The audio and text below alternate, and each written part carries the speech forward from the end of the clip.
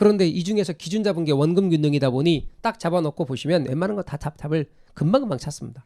이렇게 여러분 비교해 가면서 이 부분을 앞으로 학습해 갈 겁니다. 그런데 이게 그리는 그림이 똑같아. 제가 기본 때도 똑같이 위에 그리고 밑에 이렇게 그릴 거예요. 색깔도 똑같고 그 다음에 여러분에게 차근차근 똑같은 원리를 기초로 해서 다음 더해가고 이렇게 해가면서 이해도를 높여갈 겁니다. 그리고 아까도 말씀드린 것처럼 3월에 가서는 계산도 하는데 요건 더하기 요건 빼기 아주 단순합니다. 그런데 문제는 요거는 매년 뭐가 똑같으니까 원금이 똑같다 보니 이제 계산이 좀 편합니다. 어떻게 편하냐면 예를 들어 여쭤봅니다. 10년이라 합시다. 그런데 이걸 연 10년인데 월 단위로 상환한다 합시다. 그럼 몇 개월이게요? 120개월이죠. 120개월인데 그 중에서 72회차 상환액을 구하시오가 가능합니다. 이해가셨어요? 72회차도 가능하단 말이에요. 딱 계산이 딱 3단계 거칩니다. 딱 3단계. 아주 간단해. 너무너무 간단하다고. 그런데 얘는 아닙니다. 얘는 1회차부터 순서대로 구해야 됩니다. 요거 갚았지? 그러면 이거에서 최초의 구만 금액을 빼야 돼. 빼기 해서 얘를 구해. 근데 만약에 세 번째 걸 물었단 말이에요. 세 번째 거 원금 얼마고 이자 얼마냐 물으면 여기서부터 단계를 거쳐서 여기까지 가야 되기 때문에 그 단계가 보통 8에서 9단계를 거쳐야 됩니다. 그러니 뭐예요? 복잡하죠? 복잡하지만 그것도 상황에 따라서 답을 한 줄에 구하는 법을 알려드릴지도 모릅니다. 알려드린다는 말은 하지 않습니다. 알려드릴지 모릅니다. 왜냐하면 오히려 그게 알려드리면 그게 오히려 여러분에게 짐이 된다면 제가 그런 거 하고 싶지 않아요. 그냥 9단계를 거쳐서 하세요. 그러나 저는 그것을 한 줄에 구할 수 있는 법을 알려드릴 수도 있습니다. 그래서 차근차근 하시면 계산 같은 건 걱정하지 마시기 바랍니다. 앞서서 하지 마시고 그냥 하라면 하고 하지 말라면 하지 마시고 그리고 이게 뭔 뜻인지 용어 알아두시고 우리 기초강좌입니다. 기초강좌의 저당의 상환 방법은 돈 빌리고 갚는 방법입니다. 말뜻 이해가 되셨죠? 뭐뭐를 기억하시냐면 금리는 고정돼 있다고 치고 첫 번째 뭐라고요? 원금 균등 상환 방법. 두 번째는 원리금 균등 상환 방법. 세 번째는 체증식 융자금 상환 방법. 다시 한번 합니다. 용어 원금 균등 상환 방법, 원리금 균등 상환 방법, 체증식 상환 방법. 네, 용어 알아두세요. 여러분 할 때 같이 하셔야 돼요. 이러면 안 돼요. 이러고 계시면 안 돼요. 아셨죠? 예, 그러면 그 다음에 어떻게 된다? 예, 조상님이 계속해서 눈꺼풀을 누르신단 말이야. 스스로 하시자고. 첫 번째 시작하자마자 그때부터 시작해서 마지막까지 이렇게 혼수 상태 이렇게 하면 안 돼요. 진짜 중요한 거로 하는 거란 말이에요. 그리고 할 때 소리를 내보면 잠깐 깜빡했다 하더라도 금방 정신 돌아온단 말이에요. 다시 한번요. 돈 빌리고 갚는 방법 3가지. 뭐라고요? 원금 균등 상환 방법, 원리금 균등 상환 방법, 체증식 융자금 상환 방법. 예, 그렇게 있습니다. 본인한테 한 말인지도 모르고. 자, 그 다음에 여러분 우리 뭐 했냐면 요거 한 거예요. 요거. 이게 중요해요. 많이 겁나게 무지 엄청 중요하다고 시험에 앞쪽에서 정말 잘 나와요. 그래서 잘 알아두셔야 돼요. 자, 그럼 이제 이렇게 갈까요? 부동산 금융의 동원 방법 아주 가볍게 봐주세요. 부동산 금융의 동원 방법에 부동산 신디케이션 넘어가시고 조인트 벤처 신경 쓰지 마시고 뭐 할 거냐면 프로젝트 파이낸싱에 대해서 할 겁니다. 110 뭐에 대해서 할 거라고요? 네, 프로젝트 파이낸싱 이거를 뭐라고 부르냐면 PF라고 하는데요. 이걸 이렇게 제일 많이 말해. 근데 두 번째로 많이 말하는 게 있어요. 이거 말고 시험에 또 나오는 말로 똑같은데 이렇게 말해요. 프로젝트 금융 그래요. 그럼 앞으로 프로젝트 금융 이렇게 나오면 프로젝트 파이낸싱 가리키는 말이다. 그런데 더러 많이 쓰진 않는데 이렇게 하기도 해요. 프로젝트 파이낸스 이렇게 말해도 전부 PF를 가리키는 말이다. 뭔 말인지 아셨죠? 그럼 PF가 뭔가 지금부터 이야기할 텐데 여기서부터는 따라 그리지도 마세요. 왜냐하면 제가 만든 그림인데 하도 따라 적지 마세요. 그래도 따라 적길래 기본서에 아예 그림을 넣어놨어요. 그냥 그러니까 거기 다 있어요. 자, 그리고 편한 마음으로 봐주세요. 이게 뭘 말하는 건지. 예를 들어 갑돌이가 있대요. 갑돌이가 있는데 이 사람이 사업을 구상했는데 이를테면 서울의 명동에 대형 테마상가를 짓는 거래. 그래서 주로 외국인들 있잖아요. 뭐 유커들이라든가 이런 쇼핑하는 분들을 원스톱 쇼핑을 할 수 있도록 대형 테마상가를 딱 구상을 했대. 그걸 구성을 했는데 문제는 돈이잖아요. 자금이 한 1,000억 정도 소요될 것 같대. 그래서 금융기관 찾아간 거지. 금융기관을 찾아갔어요. 근데 금융기관 찾아가서 야 금융기관아 돈 좀 빌려줘. 그러면 금융기관에 애따 하고 빌려주냐고요. 여러분 정말 돈 빌리기 힘들어요. 제1금융권에서는 PF 거의 어렵다고 봐야 돼요. 그럼 제2금융권 주로 보험회사들로 구성되어 있는 제2금융권 금융기관 대상으로 사업 브리핑을 했대요. 근데 그 사업 브리핑을 들은 금융기관들이 그거 투자할 만한데 그래서 5개 보험회사가 참여하기로 했대. 200억씩. 그래서 금융지원단을 구성하기로 한 거예요. 하기 전에 금융기관들은 그런 프로젝트 서울의 대형 테마상가를 짓는 그 프로젝트 그게 사업성이 있는지 없는지 몰라. 그러니까 사업성 전문적인 평가기관에 사업성을 전문적으로 평가하는 기관에 사업성 평가를 의뢰했대요.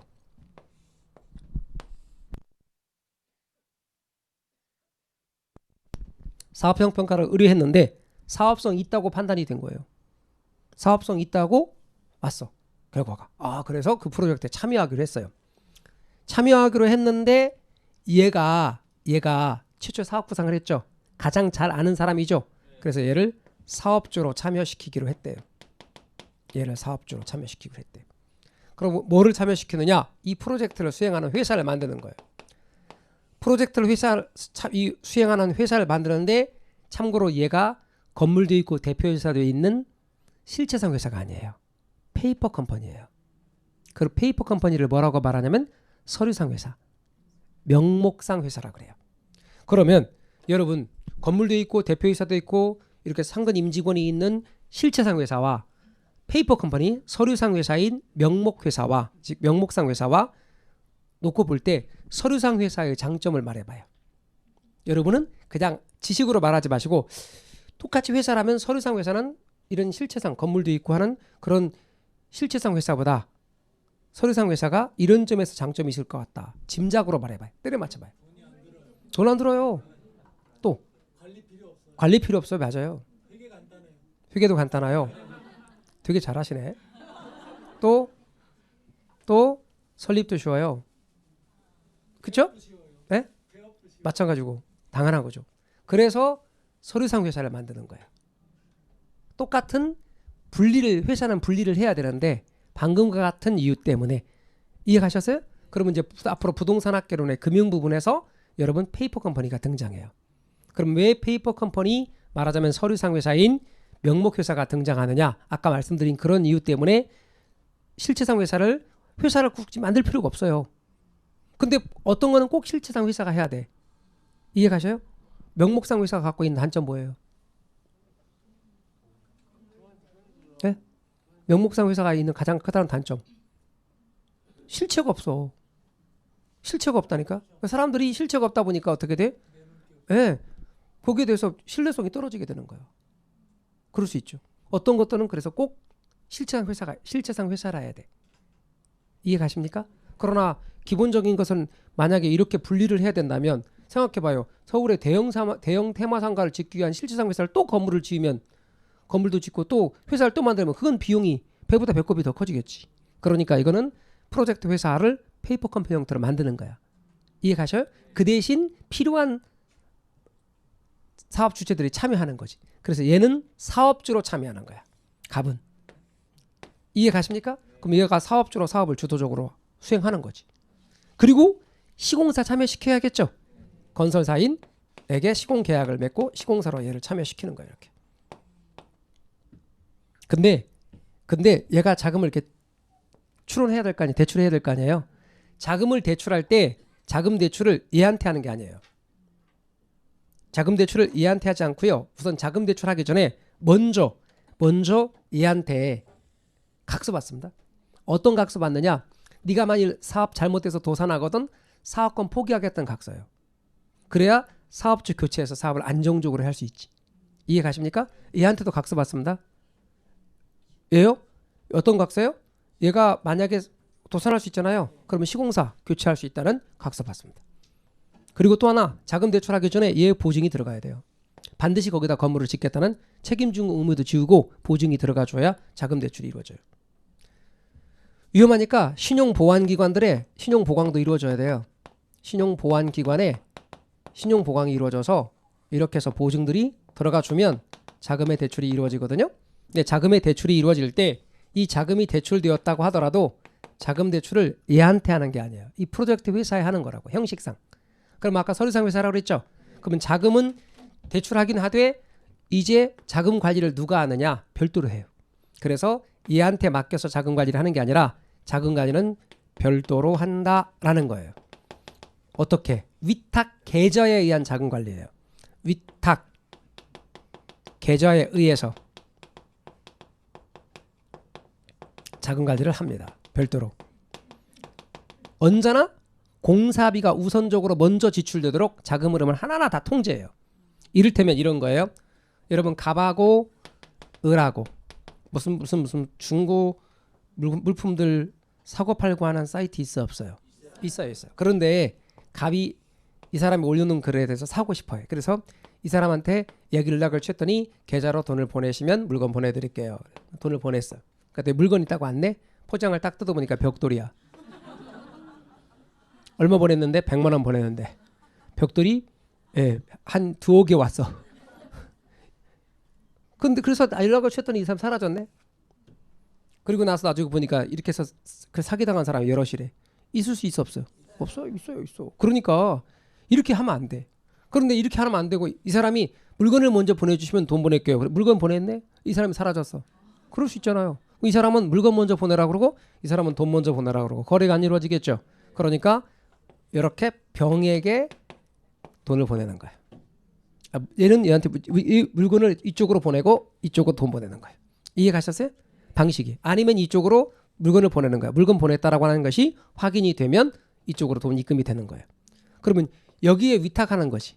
그럼 얘는 이쪽에 이렇게 돈을 위탁하는 계좌에 의해서 관리하는 거예요. 이게 뭐냐면 에스크로 계정이거든. 그래서 일종의 얘는 분명히 자금 대출을 해. 그렇지만 얘네들한테 맡기면 고양이한테 생선을 맡기는 거잖아요. 그러니까 자금 대출하되 별도로 자금 관리는 별도로 하는 거야. 예를 들어 신탁회사 같은 데서. 그럼 신탁회사에 맡겨놓으면 신탁회사에 의해서 자금 관리를 하는 거예요. 이해 가십니까?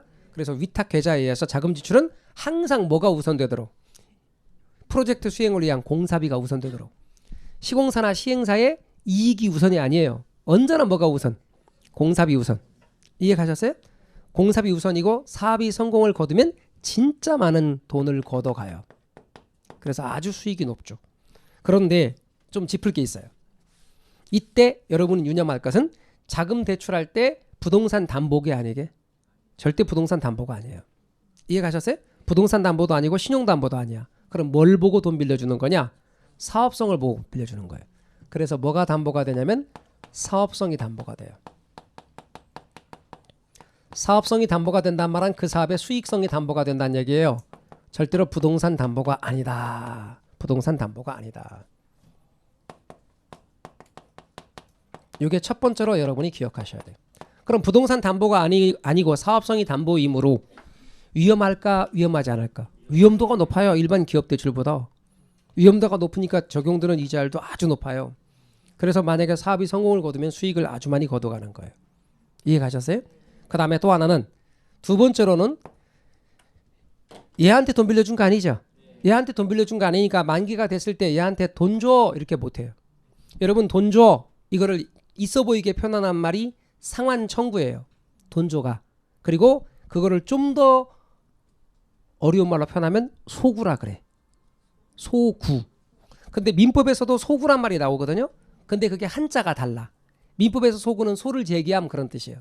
근데 부동산학 개론에서 금융에서 소구는 한자가 다르고 소구가 뭔 얘기냐면 돈 줘. 그렇게 하는 거예요. 근데 얘한테 빌려준 게 아니니까 나중에 만기 때 얘한테 돈 달란 말 할 수 있어 없어요? 없어요. 돈 달란 말 할 수 없어요. 그래서 비소구금융이라고 그래요. 비소구금융. 다른 말로 비상환청구금융. 뜻은 무슨 뜻이냐면 나중에 돈 달라는 말 못한다. 상환청구는 돈 달라고 하는 거.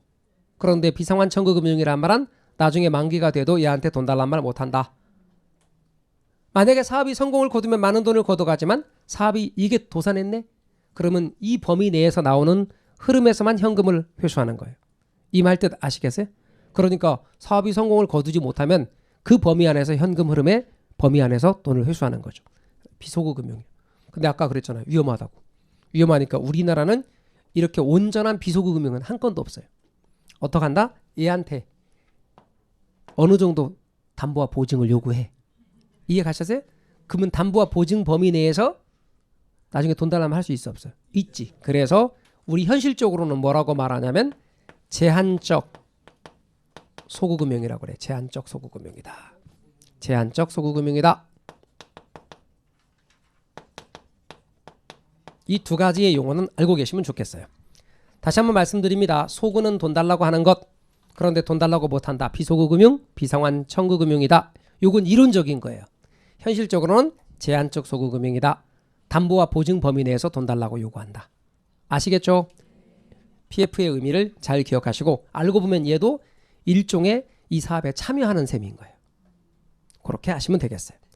자, 그 다음 마지막으로 우리가 다뤄야 될 것은 저당이라는 말과 역저당이라는 말에 대해서 이야기를 해보겠어요. 저당과 역저당입니다. 자, 저당과 역저당에 관해서 우리 교재에는 역저당만 나와 있어요. 110페이지. 그런데 제가 지금까지 공부한 거를 정리한다는 의미에서 저당을 먼저 이야기하고 또 하나는 역저당도 같이 이야기를 해봅시다. 저당이라고 하는 것은 저당금융 혹은 담보금융을 가리키는 거라고 했어요. 부동산 담보로 돈 빌리는 거. 자, 그러면 영어로 뭐라고 한다 그랬어요? 모기지. 모를 테지 말고 모기지. 그러면 A라는 은행이 있고 그리고 여기 갑이 있다고 치면 갑이라는 사람이 은행으로부터 집 살려고 요 집을 살려고 이렇게 1억을 빌리는 거예요. 목돈으로 1억. 목돈으로 1억 빌려요. 그리고 장기에 걸쳐서 나눠서 푼돈으로 갚는 거예요. 이렇게. 이게 뭐다? 저당이에요. 그럴 때 갑돌이는 주로 고령층일까 젊은 층일까? 주로 젊은 층이겠죠. 여기다 또 한글 쓰면 여러분도 쓸 거죠? 젊은 층이에요. 그리고 이 사람 주택은 원래 있는 사람일까 없는 사람일까? 네, 주택은 없어요. 소득은 있는데 주택은 없어. 근데 이 돈 뭐 하려고 빌린 걸까요? 집 살려고. 주택 구입 자금이야.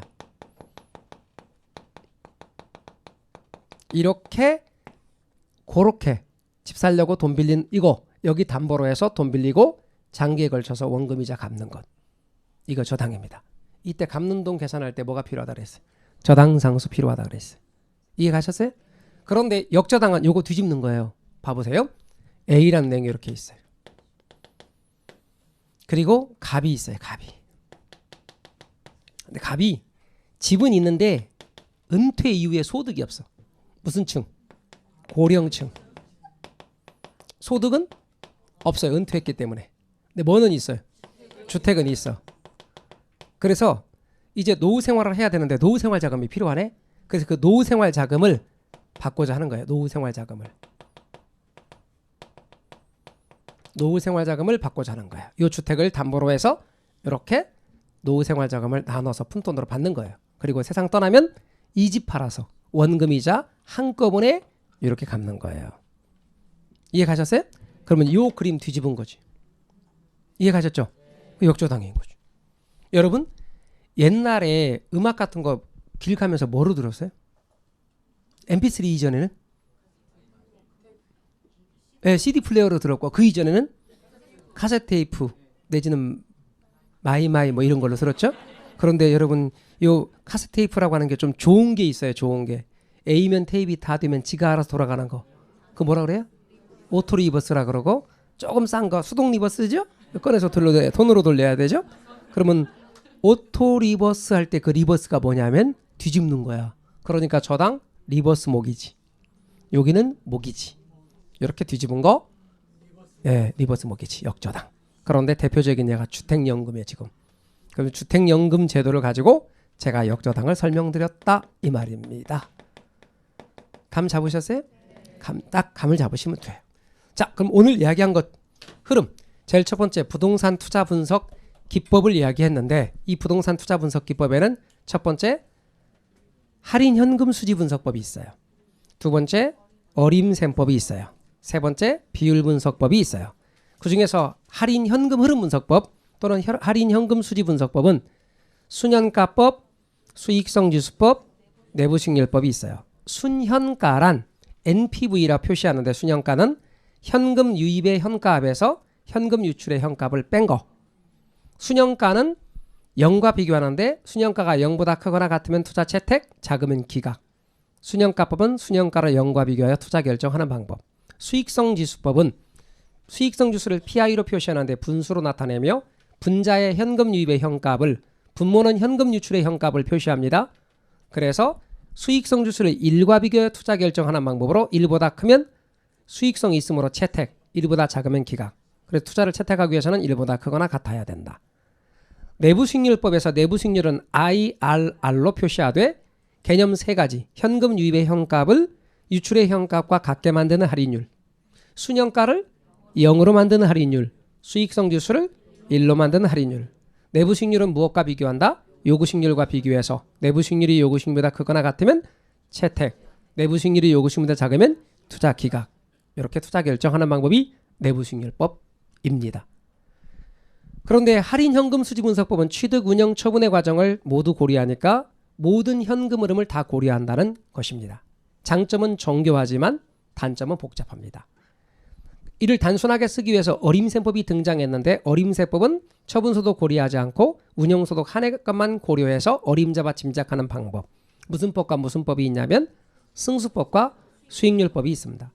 승수는 투자한 돈 회수하는 기간, 자본회수 기간을 의미하므로 작을수록 유리, 수익률은 클수록 유리합니다. 승수는 분모가 소득액이고 분자가 투자액이며 수익률은 분모가 투자액이고 분자의 소득액을 씁니다. 승수를 붙이는 요령은 분모가 명칭 따라 붙입니다. 그러니까 총소득 승수는 총소득분의 총투자액입니다. 순소득 승수는 순영업소득분의 총투자액입니다. 세전현금 흐름 승수는 분모가 세전현금 흐름, 분자가 지분 투자액, 세후현금 흐름 승수는 분모가 세후현금 흐름, 분자가 지분 투자액입니다. 수익률 세 가지는 종합환원율, 이게 총투자 수익률입니다. 그리고 지분배당률, 세후수익률이 있는데 종합환원율, 총투자 수익률은 분모가 총투자액, 분자가 순영업소득. 지분배당률은 분모가 지분투자액, 분자가 세전현금 흐름. 세후수익률은 분모가 지분투자액, 분자가 세후현금 흐름이 됩니다. 비율분석법에서는 비율을 갖고 따지되 비율의 경우는 대부비율, 다른 말로 대출비율, 융자비율, 저당비율이 있는데 LTV, 이것은 부동산 가치분의 융자액입니다. 대부비율이 높아진다는 말은 LTV 규제를 완화한다는 말로 융자를 많이 해줬다는 뜻이 됩니다. 그럼 부동산 수요는 늘어나게 됩니다. 다만 대출을 많이 해줬기 때문에 대출자 입장에서 보면 원금 회수하는 위험은 늘어나게 됩니다. 부채 감당률이라는 게 있는데 이는 순영업소득이 부채를 감당할 능력이 있느냐의 정도를 나타내는 것으로 분자가 순영업소득, 분모가 부채 서비스액. 1보다 크면 순영업소득이 크기 때문에 부채를 감당하고 남는다. 1보다 작으면 순영업소득이 부채를 감당하기는 부족하다. 이런 의미였었습니다. 두 번째는 부동산 금융의 개요로서 금융이란 자금 융통을 줄여서 금융이라 하며 자금 조달 방법, 한마디로 돈 끌어오는 것을 가리킵니다.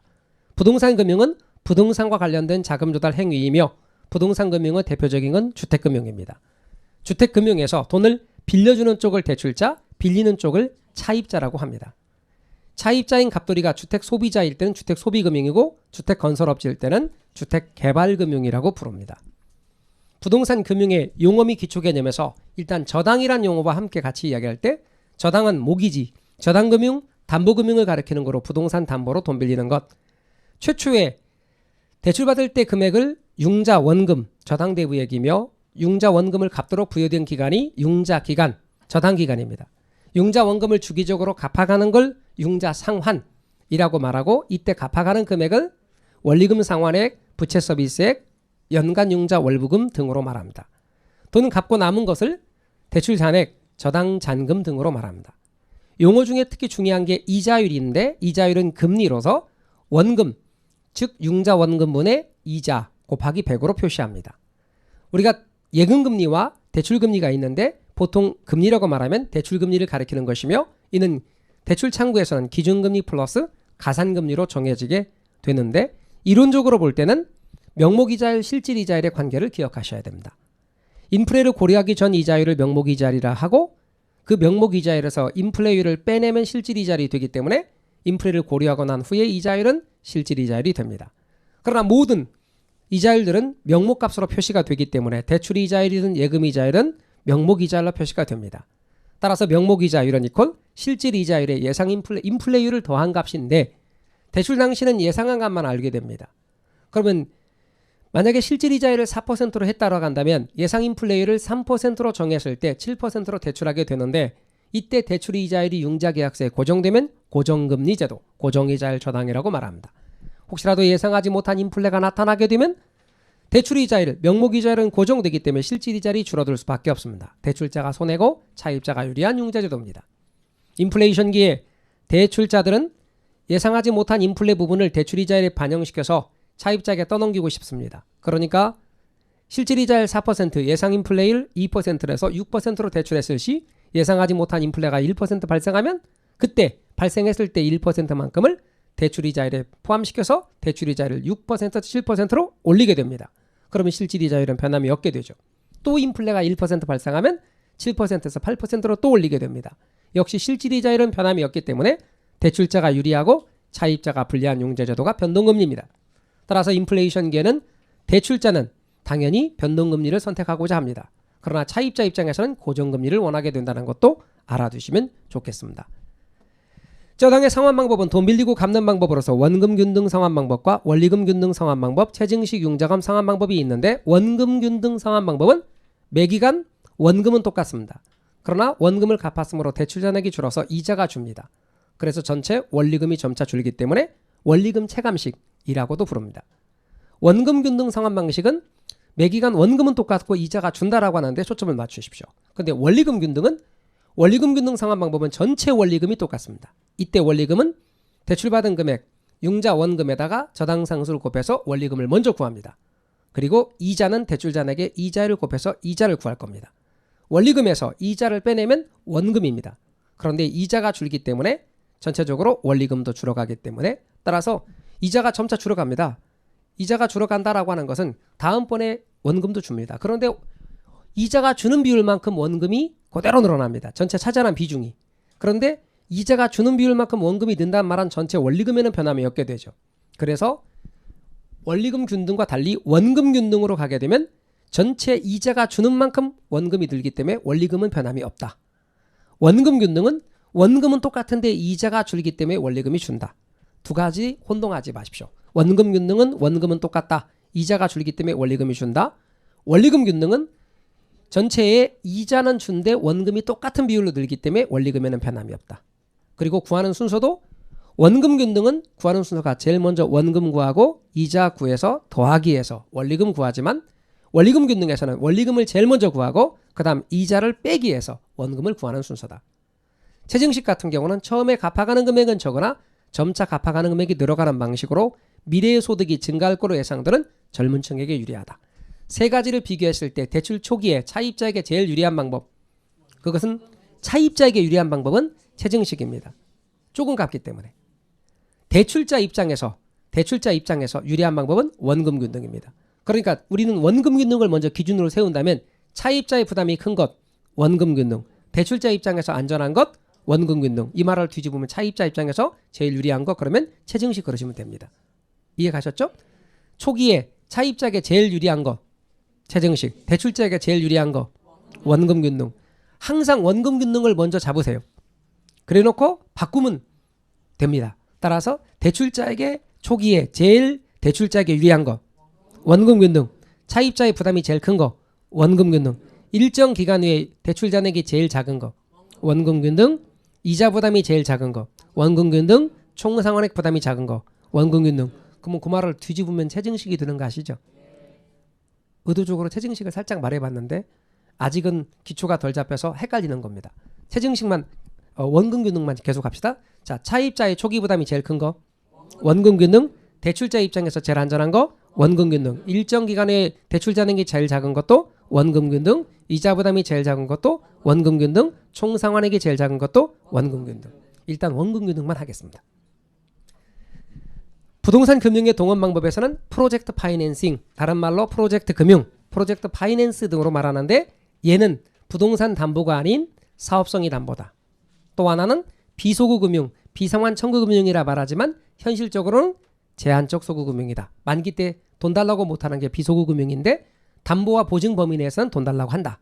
제한적 소구 금융이다. 잊지 마시고 저당과 역저당 이야기해서 저당을 뒤집은 게 역저당인데 역저당의 대표적인 예는 주택연금. 주로 고령층을 대상으로 하며 소득은 없고 주택은 있습니다. 주택담보로 생활비 받아 쓰다가 나중에 만기 때 원금이자 누적된 걸 한꺼번에 갚아가는 방법이 역저당입니다. 저당을 뒤집은 게 역저당이 되는 것이죠. 감 잡으셨죠? 금융의 경우도 용어 자체가 생소해서 여러분에게 어렵게 들릴 수는 있습니다. 그러나 투자론보다 훨씬 쉽습니다. 점수도 잘 나와요. 금융론은 다 맞는 분 많아요. 투자론은 어려워서 가끔 하나씩 틀리는 분 있고요. 어제도 봤지만 개론 한 개 틀리신 분, 그다음에 또 하나는 개론 다 맞은 분 와서 얘기한 분들이 있습니다. 그래서 부동산 학교론 생각보다 잘 나가요. 이 중에서도 내년도에 여러분들 합격자 모임 때 아셨죠? 꼭 오셔서 개론 다 맞았다, 개론 점수 좋았다 이렇게 꼭 말해주면 좋겠습니다. 자, 오늘은 여기까지입니다. 수고하셨습니다. 네.